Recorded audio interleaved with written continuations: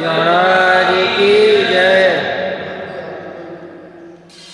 इस संसार पर दृष्टि पड़ती है तो ऐसा प्रतीत होता है जिनने निश्चय भूतार्थ को प्राप्त कर लिया है, जो अनंत सुख का अनुभव कर रहे हैं, आचार्य वर्ग कह रहे हैं, उनकी पर्यायी सार्थक है।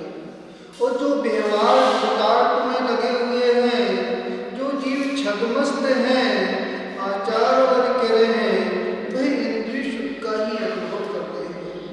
पर वे जीव पुरुषार्थ कर सकते हैं, उस अवस्था को प्राप्त कर सकते हैं, वह मोक्ष पुरुषार्थ कर सकते हैं, धर्म पुरुषार्थ कर सकते हैं, और वह निरंतर पुण्य का संचय करते करते व्यवहार भूतार्थ को छोड़कर चारित्र आदि को धारण कर कर वह निश्चय भूतार्थ को प्राप्त करते हुए, वृद्धि करते हुए, कर्मों का क्षय करते हुए अनंत सुख का अनुभव कर सकते हैं। भैया वो शक्ति किसमें है? वह शक्ति मात्र मनुष्य में है। न त्रियंच में शक्ति है, न देव में शक्ति है, न नारकियों में शक्ति है। मात्र कर्म भूमि के जो मनुष्य हैं, जो पुरुष हैं, जो आर्य सभ्यता से युक्त हैं, बस उसी में शक्ति है। भैया कौन सी सभ्यता में उत्पन्न हुए? आर्य सभ्यता में कि मृत सभ्यता में? कौन से क्षेत्र में हो? आचार्य वर्ग कह रहे हैं जो भरत क्षेत्र है वो आर्यखंड में है। आर्यखंड में जो भारत देश है उसमें हम निवास कर रहे हैं। पर वो सभ्यता कैसी है? आर्य जैसी है कि नहीं? यदि आर्य जैसी सभ्यता है तो आचार्य वर्ग कह रहे हैं आर्य गुणों की वृद्धि हो रही है। वो आर्य जैसी सभ्यता नहीं है, वो आर्य गुणों की वृद्धि नहीं हो रही। विचार करना, आज विचार करना, आपने जैन कुल में जन्म लिया, प्रतिदिन अभिषेक पूजन करते कि नहीं करते? भगवान का दर्शन करते कि नहीं करते? गुरुओं की उपासना करते कि नहीं करते? आचार्य वर्ग कर रहे हैं जो श्रावक होते हैं वो षट आवश्यकों का पालन करते हैं, तभी श्रावक धर्म होता है। वो षट आवश्यकों का पालन नहीं है तो श्रावक धर्म नहीं है। भरत चक्रवर्ती 6 खंड का अधिपति था और नित्य 6 आवश्यकों का पालन करता था। एक दिन वह दिगंबर संत नहीं मिले, जिस दिन पात्र नहीं मिलता था उस दिन आंखों से आंसू झलक जाते थे। आपके झलकते कि नहीं झलकते? महाराज हम तो पंचम काल के श्रावक हैं। साधु आते हैं तो क्या होते हैं? नैन झलक जाते हैं। वो साधु विहार करते तो खुशी होती है। अब चतुर्मास पूरा हो गया, क्या हो गया? चतुर्मास पूरा हो गया। हंसो भाई, मुकेश भैया कैसा लग रहा है? अच्छा लग रहा है कि बुरा लग रहा है? और तो केवली भगवान का तुम जानते हैं, केवली भगवान का। आचार्य वर्ग कह रहे हैं यदि भावना प्रशस्त है, भावना प्रशस्त है तो साधु का विहार होता है, नगर के साधु का विहार होता है तो लोगों को कष्ट होता है।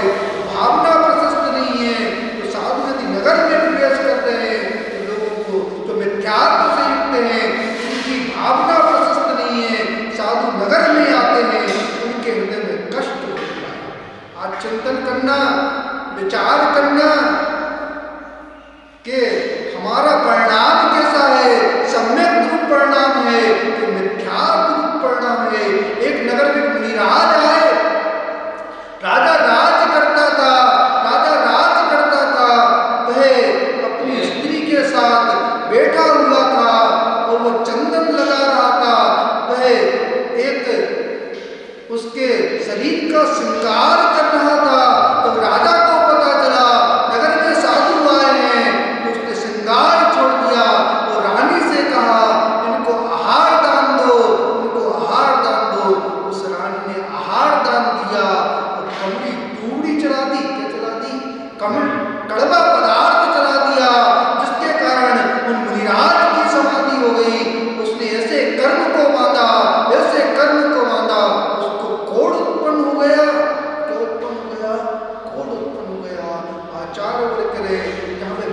नहीं होती है, यहाँ पे विनय नहीं होता है। आप आहार दान करते हो, कौन सी भावना से करते हो या शिखरचंद जी, कौन सी भावना से आहार दान करते हो? आचार्य वर्ग करे साधु के संयम का पालन हो, चारित्र का पालन हो, उनके चारित्र की वृद्धि हो, उस उद्देश्य से यदि आहार दान कर रहे हो तो आहार दान करना सार्थक है। और यदि आप प्रदर्शन कर रहे हो, मार्ग प्रदर्शन कर रहे हो, तो आचार्य वर्ग करे वो आहार दान करना सार्थक नहीं है। उस रानी ने ऐसे कर्म को बांधा, ऐसे कर्म को बांधा, ऐसी पर्यायों में गई, ऐसी पर्यायों में गई, आचार्य वर्ग करे ऐसे उसको नरक जाना पड़ा, तिर्यंच जैसी पर्यायों में भ्रमण करना पड़ा। भैया समझ में आ रहा कि नहीं आ रहा? दान तो करना, पर कैसे करना? आचार्य वर्ग करे किसी अपेक्षा मत रखना, कोई अपेक्षा मत रखना, ना भोग की अपेक्षा रखना, ना धन की अपेक्षा रखना, ना सम्मान की अपेक्षा रखना, ना संसार के कुल पदार्थों की अपेक्षा रखना। वो आचार्य वर्ग करे वही दान सार्थक है। उस सेठ ने खजुराहो में मंदिर बनवाया, विशाल मंदिर बनवाया, उसने अपने द्रव्य को मंदिर में लगाया, पूरा मंदिर तैयार हो गया, पूरा मंदिर तैयार हो गया, मात्र जीने रह गए। क्या रह गए? मात्र जीने बनते रह गए। वह झोली फैलाकर पूरे नगर में घूम रहा है, पूरे नगर में घूम रहा है। मेरे पास द्रव्य नहीं बचा, नगर से होने के बाद वो कह रहा है मेरे पास द्रव्य नहीं बचा, आप द्रव्य का दान कर दो। पूरे नगर से झोली फैलाकर वह दान मांग रहा है। नगर के लोग एकत्रित हो गए, सेठ जी आप तो धनवान हो, आपके पास धन की कमी नहीं है, आपने पूरा जिनालय बनवा दिया, तो जीनों के लिए आप धन एकत्रित कर रहे हो। आचार्य वर्ग करे जो गुणवान व्यक्ति होते हैं उनमें लघुता होती है, वो फलदार वृक्ष के जैसे होते हैं। जैसे आम का वृक्ष होता है या कोई भी वृक्ष हो जिसमें फल लगते हैं, अधिक फल लगते हैं, तो वृक्ष झुक जाता है। आचार्य वर्ग के जो गुणवान व्यक्ति होते हैं झुके हुए होते हैं, जो गुणवान व्यक्ति नहीं होते वो झुके हुए। जब बाढ़ आती है, क्या आती है? जब बाढ़ आती है तो जो वृक्ष होते हैं, जो अकड़े हुए वृक्ष होते हैं, जो बांस के वृक्ष अकड़े हुए होते हैं, विनाश को प्राप्त होते हैं। जो छोटी लघु घास होती है वह विनयशील होती है, उसके अंदर विनय होती है, पानी उसके ऊपर से बह जाता है, पानी में डूब जाती है, तो जैसे वो नदी का प्रभाव मंद पड़ता है, वो अपने स्वभाव में आती है, उसका संरक्षण रहता है। आचार्य वर्ग के जिनमें लघुता होती है वो जीव महान बनते हैं, वो जिनके अंदर लघुता नहीं होती वह महान नहीं बनते।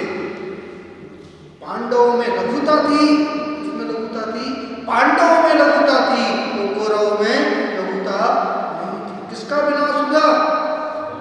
किनका विनाश हुआ? किनकी पर्याय का विनाश हुआ? अकाल मरण हो गया। कौन सा मरण हो गया? अकाल मरण हो गया। तो जब आयु का बन हुआ तो दुर्गति का बन हुआ। तो पांडवों की 3 पांडवों में युधिष्ठिर, अर्जुन और 3 पांडवों ने अपने कर्मों का क्षय किया और वे छपक श्रेणी प्रारंभ होकर अनंत सुख का अनुभव किया। निश्चय भूतार्थ को प्राप्त कर लिया। किसको प्राप्त कर लिया? निश्चय भूतार्थ को प्राप्त कर लिया।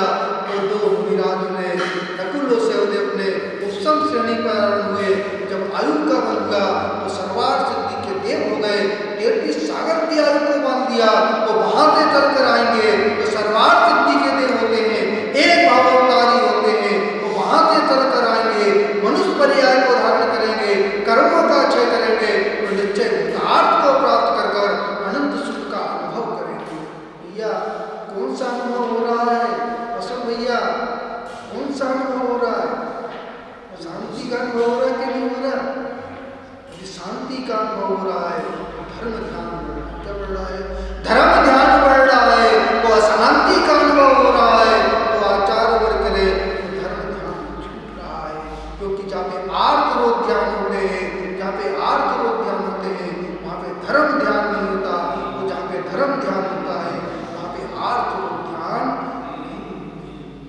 में आ रहा कि नहीं आ रहा? आज्ञा विजय, जो जिन्हें भगवान की आज्ञा है वो समझ में आ रही। पहले व्यवहार भूतार्थ को समझना पड़ेगा, तो व्यवहार भूतार्थ समझ में आएगा, व्यवहार भूतार्थ समझ में आएगा तो जैसा वस्तु का स्वरूप है, जैसा वस्तु का स्वरूप है वैसा समझ में आएगा। तो आचार वर्ग करे सम्यक गुण की वृद्धि होगी, सम्यक गुण की वृद्धि होगी, धर्म ध्यान की वृद्धि होगी। तो जैसे धर्म ध्यान की वृद्धि होगी तो आचार वर्ग करे मोक्ष का द्वार खुलेगा। क्या खुलेगा? मोक्ष का द्वार खुलेगा।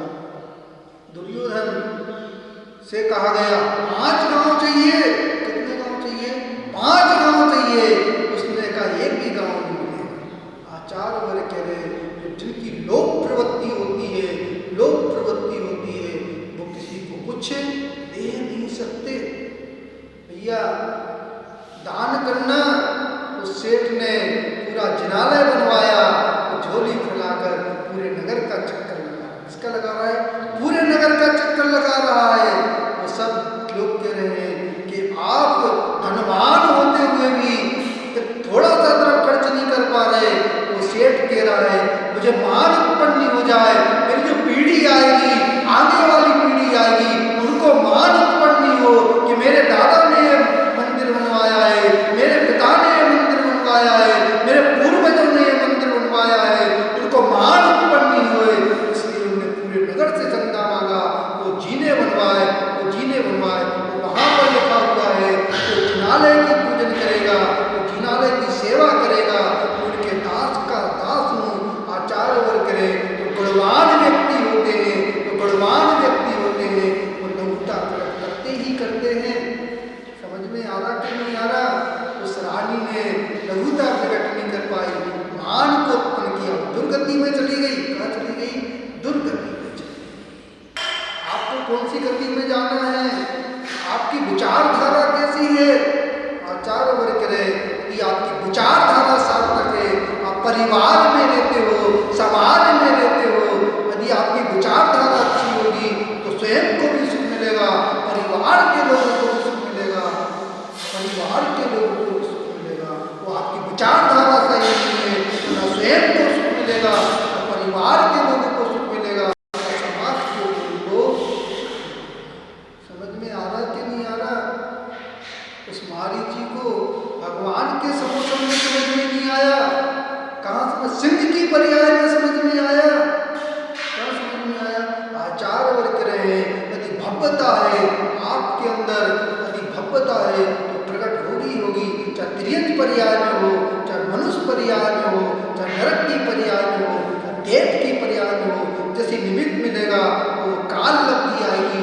आचार वर्ग रहे आपका पुरुषार्थ होगा, तो जैसे ही पुरुषार्थ होगा वो सम्यक की प्राप्ति होगी। आप मिथ्याग सम्यक मिथ्याग, वो सम्यक अनंतर होगी, क्रोध मान वालो उन प्रगतियों का उपशम करोगे, क्षयोपशम करोगे, वो क्षय को प्राप्त करोगे, वो सम्यक तारीखों को प्राप्त कर कर अपने आत्मगुणों की वृद्धि करोगे। तो जहाँ पे आत्मगुणों की वृद्धि होती है आचार वर्ग में वहीं पर ध्यान, धर्म ध्यान होता है। पहले निश्चय धर्म ध्यान होता है, निश्चय व्यवहार धर्म ध्यान होता है, और जैसे ही व्यवहार धर्म ध्यान छूटता है और जैसे जीव निश्चय में प्रवेश करता है तो आचार विचारित होने कर्मों का क्षय करते हुए यदि झपक से निवारण होता है तो कर्मों का क्षय करता है, कर्मों का क्षय करता है, और कर्मों का क्षय करते हुए वो अपने आत्मगुणों को प्राप्त कर लेता है।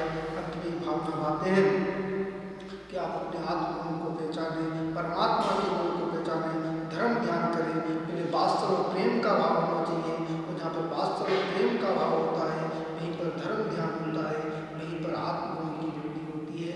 अपनी भावना पाते हैं आप निश्चय व्यवहार भूतार्थ को समझते हुए आप संयम को धारण करें, और संयम को धारण करने के बाद निश्चय व्यवहार को प्राप्त करते हुए उच्चारित कर